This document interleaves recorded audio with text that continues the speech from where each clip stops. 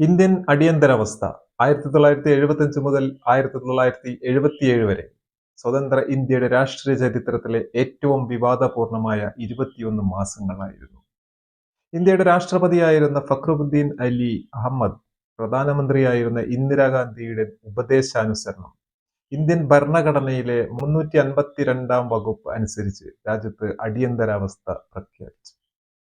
ഇന്ദിരയ്ക്ക് ഉത്തരവുകൾ പുറപ്പെടുവിച്ച് ഭരിക്കുവാനും തിരഞ്ഞെടുപ്പുകൾ റദ്ദാക്കുവാനും പൗരാവകാശങ്ങൾ ഇല്ലാതാക്കാനും പരിമിതപ്പെടുത്തുവാനും ഉള്ള അധികാരം ഇത് നൽകി.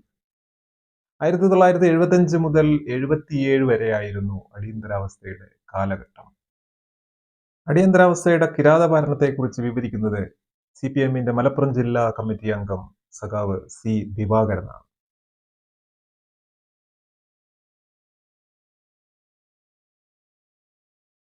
അടിയന്തരാവസ്ഥയുടെ കിരാതവാഴ്ചകൾക്ക് ഇന്ന് അരനൂറ്റാണ്ട് പിന്നിടുകയാണ്. വളരെ 25 എന്ന് പറയുമ്പോൾ എപ്പോഴും നമ്മുടെ മനസ്സിൽ അടിയന്തരാവസ്ഥ കടന്നു വരും. 50 കൊല്ലം പിന്നിട്ടു എന്നുള്ളത് വളരെ പെട്ടെന്ന് മാഞ്ഞു പോയൊരു കാലമായിട്ടാണ് മനസ്സിലേക്ക് ഓടിയെത്തുന്നത്. എത്ര ഭീകരമായിരുന്നു! കാരണം അത്ര എളുപ്പത്തിൽ മറക്കാൻ കഴിയുന്ന ഒന്നായിരുന്നില്ല അടിയന്തരാവസ്ഥ എന്നുള്ളത് നമ്മൾ കാണണം. അലഹബാദ് കോടതിയുടെ വിധിയുടെ പശ്ചാത്തലത്തിൽ ഇന്ദിരാഗാന്ധിക്ക് 6 വർഷത്തേക്ക് ഇന്ത്യൻ പാർലമെന്റിലേക്ക് മത്സരിക്കാൻ കഴിയില്ല എന്ന സുപ്രധാനമായ വിധി വന്നപ്പോഴാണ് എല്ലാ ജനാധിപത്യ അഭിപ്രായങ്ങളെയും തട്ടിമാറ്റിക്കൊണ്ട് അടിയന്തരാവസ്ഥ പ്രഖ്യാപിച്ചത്. കാരണം ഇന്ദിരയുടെ ഭരണത്തിൻ്റെ കാലത്ത് 1970-കളിൽ തന്നെ 71-കളിൽ തന്നെ വളരെ ദുർഭരണമായിരുന്നു. ജനങ്ങൾ വളരെ പട്ടിണിയിലായിരുന്നു, തൊഴിലില്ലായ്മ രൂക്ഷമായിരുന്നു, ലേ ഓഫുകൾ, പണിമുടക്കുകളൊക്കെ ശക്തമായിട്ട് നിൽക്കുകയായിരുന്നു. പൊതുവിതരണ സമ്പ്രദായം വലിയ തോതിൽ അട്ടിമറിക്കപ്പെടുന്ന സ്ഥിതിവിശേഷമുണ്ടായി. കുത്തക വർഗത്തിന് മാത്രമേ നിലനിൽക്കാൻ കഴിയൂ എന്ന ഒരു സ്ഥിതിവിശേഷത്തിനെതിരായി ജനങ്ങളുടെ അതിഗംഭീരമായ പ്രക്ഷോഭങ്ങൾ രാജ്യത്ത് അലയടിച്ചുയർന്നു എന്നുള്ളതാണ്. അങ്ങനെ ജനങ്ങളുടെ ജനകീയ പ്രക്ഷോഭം അടിച്ചമർത്തുന്നതിന് വേണ്ടിയാണ് അടിയന്തരാവസ്ഥ ഇന്ദിരാഗാന്ധി കൊണ്ടുവന്നത്. കോടതി വിധിയായതോടുകൂടി തനിക്ക് മത്സരിക്കാൻ 6 വർഷത്തേക്ക് പാർലമെന്റിലേക്ക് കഴിയില്ല എന്നുള്ള സുപ്രധാന വിധി കൂടി വന്നതോടുകൂടിയാണ് അടിയന്തരാവസ്ഥ പ്രഖ്യാപിക്കുന്നതിലേക്ക് അന്നത്തെ പ്രസിഡന്റ് ഫക്രുദ്ദീൻ അലി അഹമ്മദ് ആയിരുന്നു. അദ്ദേഹമാണ് പൗരാവകാശങ്ങളെല്ലാം തന്നെ നിഷേധിച്ചുകൊണ്ടുള്ള ആ ഓർഡിനൻസിൽ ഒപ്പുവെക്കുന്ന സ്ഥിതിവിശേഷം ഉണ്ടായത്. നമ്മുടെ രാജ്യത്തെ എല്ലാ പ്രതിപക്ഷ നേതാക്കളും ഇതിൻ്റെ ഭാഗമായിട്ട് ആയിരക്കണക്കിന് വരുന്ന ആളുകൾ അറസ്റ്റ് ചെയ്യപ്പെട്ടു. വാജ്പേയി അടക്കം, അതുപോലെ AKG അറസ്റ്റ് ചെയ്തില്ല, പക്ഷേ CPM-ന്റെ മിക്കവാറും വരുന്ന നേതാക്കന്മാരെ എല്ലാം തന്നെ അറസ്റ്റ് ചെയ്യപ്പെടുന്ന സ്ഥിതിവിശേഷം ഉണ്ടായി. അന്ന് ഇടതുപക്ഷത്തിൽ തന്നെ 36ഓളം വരുന്ന MP-മാരുണ്ടായിരുന്നു. അതിൽ AKG ഒഴിച്ച് ബാക്കിയുള്ള ആളുകളെല്ലാം തന്നെ ജയിലിലായിരുന്നു എന്നുള്ളതാണ്. ജോർജ് ഫെർണാണ്ടസിനെ പോലുള്ള ആളുകളെ ആ തക്കം നോക്കിക്കൊണ്ട് തന്നെ ഒരു സ്ഫോടന കേസിൽ പ്രതിയാക്കി അയാൾ അറസ്റ്റ് ചെയ്യുന്ന സ്ഥിതിവിശേഷം ഉണ്ടായി. ഭീകരമായിട്ടുള്ള മർദ്ദനങ്ങളും വലിയ തോതിലുള്ള വിചാരണകളുമാണ് അന്ന് രാജ്യത്തെമ്പാടും ഉണ്ടായിരുന്നത്. ഇന്ദിരാഗാന്ധിയും അവരുടെ പിന്തുണക്കാരും എല്ലാം തന്നെ രാജ്യത്താകെ തന്നെ അഴിഞ്ഞാടുന്ന ഒരു സ്ഥിതിയിലേക്കാണ് കാര്യങ്ങളാകെ പോയത്. ശരിക്കും ആ 21 മാസക്കാലം എന്ന് പറയുന്നത് ഭീതിജനകമായിട്ടുള്ള ഒരു അന്തരീക്ഷമായിരുന്നു എന്നതിൽ യാതൊരു സംശയവുമില്ല. കേരളത്തിൽ അടിയന്തരാവസ്ഥയുടെ കാലഘട്ടം എന്ന് പറയുന്നത് അതിഭീകരമായിരുന്നു. പക്ഷേ പത്രങ്ങളെല്ലാം തന്നെ ഇന്ദിരയ്ക്ക് അനുകൂലമായിരുന്നു. അന്ന് പത്രങ്ങളെല്ലാം തന്നെ സെൻസർഷിപ്പ് ചെയ്യപ്പെട്ടിരുന്നു. RSS-ഉം ജമാഅത്ത് ഇസ്ലാമിയും എല്ലാം നിരോധിക്കപ്പെട്ട സംഘടനകളിൽ പെടുന്ന പോലെ തന്നെ എല്ലാ പത്രങ്ങളെയും അവരെ നിരോധിക്കുന്ന സ്ഥിതി ഉണ്ടായിരുന്നു. അതുകൊണ്ട് വാർത്തകളൊന്നും പുറത്തേക്ക് വന്നിരുന്നില്ല. കേരളത്തിലെ 21 മാസക്കാലം കോൺഗ്രസും മുസ്ലിം ലീഗും നന്നായി അടിയന്തരാവസ്ഥ കാലം ആഘോഷിക്കുന്ന സ്ഥിതിയാണ് ഉണ്ടായത്.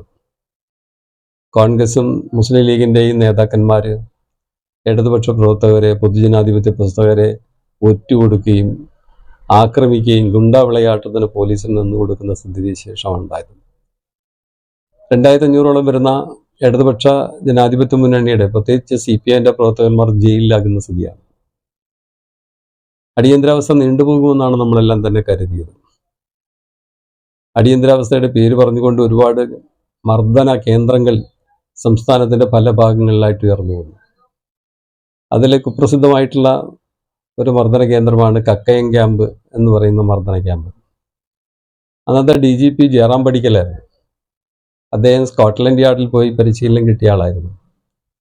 അദ്ദേഹത്തിൻ്റെ നേതൃത്വത്തിൽ കിരാതരായിട്ടുള്ള മർദ്ദക വീരന്മാരെ തയ്യാറാക്കി ഈ രാജ്യത്തെ ഇടതുപക്ഷ പ്രസ്ഥാനത്ത് പ്രവർത്തിക്കുന്ന, പ്രത്യേകിച്ച് CPM പ്രവർത്തിക്കുന്ന ആളുകളെയെല്ലാം തന്നെ കൊണ്ടുപോയി ഭീകരമായ മർദ്ദനത്തിന്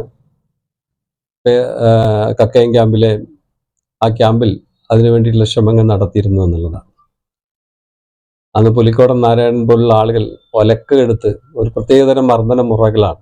കെട്ടിത്തൂക്കി മർദ്ദിക്കുക, തല താഴെ കെട്ടിത്തൂക്കി മർദ്ദിക്കുക, ഒലക്ക ഊട്ടി മസിലുകൾ തകർക്കുന്ന രൂപത്തിലുള്ള മർദ്ദന മുറകൾ സംഘടിപ്പിക്കുക, പട്ടിണിക്ക് ഇടുക, ഈ രൂപത്തിലുള്ള വലിയ തോതിലുള്ള മർദ്ദന മുറകൾ ഒരു ഭാഗത്ത് നടന്നുകൊണ്ടിരിക്കുകയായിരുന്നു. ആരെ വേണമെങ്കിലും എവിടെ വെച്ചും അറസ്റ്റ് ചെയ്യപ്പെടാം എന്നുള്ള രൂപത്തിലേക്കാണ് കാര്യങ്ങൾ പോയത്.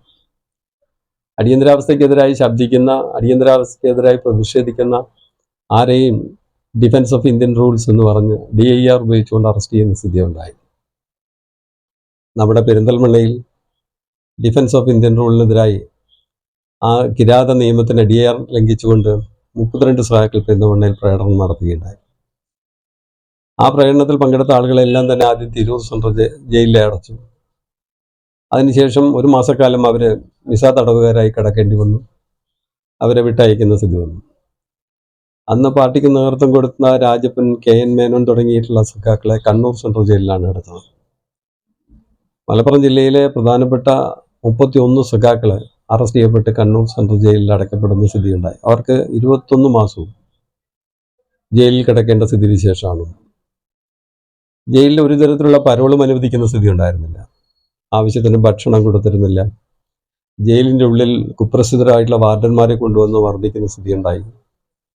കസ്റ്റഡിയിൽ എടുക്കുന്ന ദിവസം ലോക്കപ്പിൽ വെച്ച് സ്റ്റേഷനിലല്ലാതെ പുറത്തുനിന്നുള്ള ആളുകളെ കൊണ്ടുവന്ന് മർദ്ദിക്കുന്ന സ്ഥിതിവിശേഷം ഉണ്ടായി.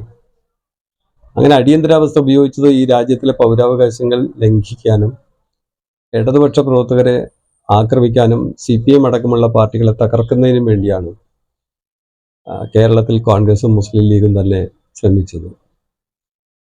പക്ഷേ പിന്നീട് നടന്ന തെരഞ്ഞെടുപ്പിൽ ഇന്ദിരാഗാന്ധി അടക്കം പരാജയപ്പെടുന്ന സ്ഥിതിവിശേഷം ഉണ്ടായി. മാധ്യമങ്ങൾ ഈ കാര്യങ്ങളെല്ലാം വെളിക്ക് കൊണ്ടുവരുന്ന കാര്യത്തിൽ വലിയ പരാജയമായിരുന്നു. അവരെല്ലാം ഗവൺമെൻറ്റിന് അനുകൂലമായി എഴുതുന്ന പത്രങ്ങളായിരുന്നു കേരളത്തിലുണ്ടായിരുന്നു. ഒരു ദേശാഭിമാനിയൊക്കെ പുറത്തുണ്ടാകും. ദേശാഭിമാനിയും വലിയ തോതിൽ ആക്രമിക്കുന്ന സ്ഥിതിവിശേഷമാണ് ഉണ്ടായിരുന്നത്. പെരിന്തൽമണ്ണയിലെ പാർട്ടി ഓഫീസ് തന്നെ അടച്ചിടണം എന്ന രൂപത്തിൽ പോലീസ് പാർട്ടി ഓഫീസ് നിരന്തരം നിരീക്ഷണത്തിലാക്കുന്ന സ്ഥിതിവിശേഷം ഉണ്ടായിരുന്നു. 21 മാസവും പാലോളി ഒളിവിലായിരുന്നു.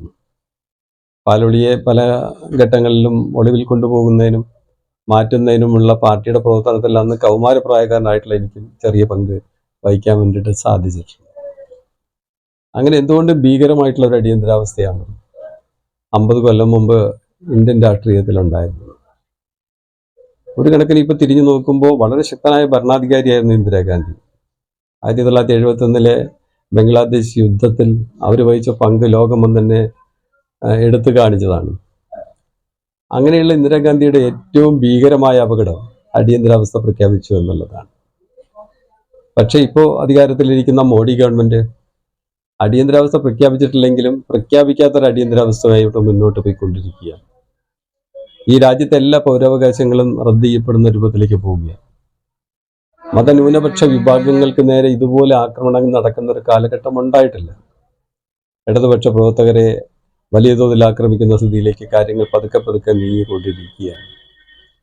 മോഡിയുടെ നേതൃത്വത്തിൽ ഇപ്പോൾ നടന്നുകൊണ്ടിരിക്കുന്ന, ഷായുടെ നേതൃത്വത്തിൽ നടന്നുകൊണ്ടിരിക്കുന്ന പ്രവർത്തനങ്ങൾ രാജ്യത്തിന് ഒട്ടും അനുഗുണമല്ല എന്ന് മാത്രമല്ല നമ്മുടെ രാജ്യ താല്പര്യത്തെ തന്നെ ഹനിക്കുന്ന രൂപത്തിലേക്ക് വന്നിരിക്കുകയാണ്.